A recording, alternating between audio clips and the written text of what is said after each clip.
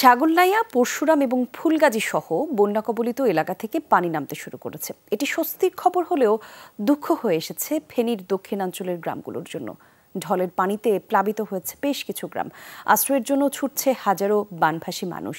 এমনই বেশ কয়েকটি গ্রামের খবর জানবো আল আমিন শিকদারের রিপোর্টে। ছবি তুলেছেন আরেক সহকর্মী সাইদুর রশিদ অভিন।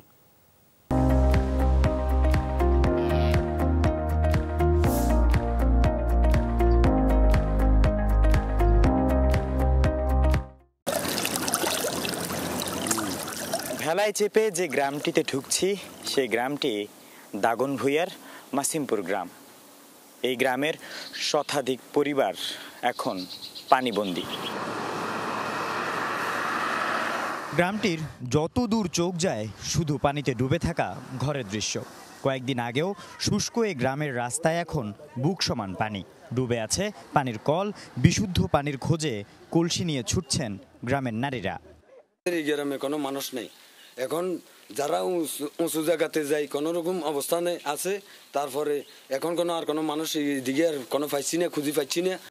এই গ্রামের বানভাসী মানুষগুলো ঘরে তালা মেরে ভেলায় চেপে ছুটছেন নিরাপদ আশ্রয়ের খোঁজে। কেউ আবার আশ্রয় নিয়েছে আশপাশের উঁচু ভবনে। আমাদের ঘরবাড়ি সব ডুবে গেছে, পাশের বাড়ি থেকে আইছি। এখানে অনেক পানি, সবাই টালা ফ্লোর মারে সব পানি উঠছে, তো এখানে জায়গাতে এখানে আশ্রয় নিয়েছে, এখানে আমরা সবাই আছি। এদিকে ত্রাণ না আসায় গত 5 দিন ধরে অনাহারে এই গ্রামের বেশিরভাগ মানুষ। অভিযোগ, শহরের কাছে হওয়ায় তাদের খবর নিচ্ছে না কেউ। এসব গুনে এখানে যার গই আঙ্গু কাছে কোনো কিছু আইয়ে তাইয়ের না। আমরা অনেক কষ্ট করি এর ঘরে দুয়ারে পানিতে আমরা ডুবি রয়েছি। কোনো খাওয়া পাই না। কালকে খেলে একটা ফোল্ডা আছি, এই ছোট্ট একটা ফোল্ডা আছে, কোনো খাওয়া পাই না।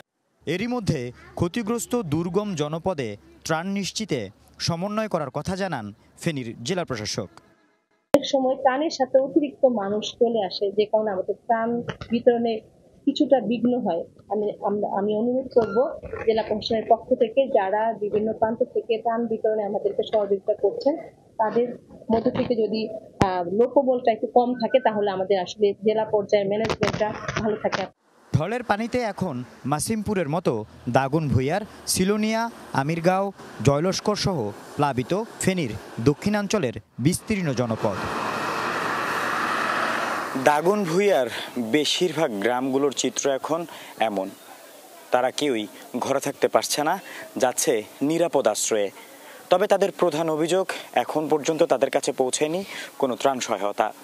সমন্বয় করে ত্রাণ যেন তাদের কাছে আসে, এটাই তাদের দাবি।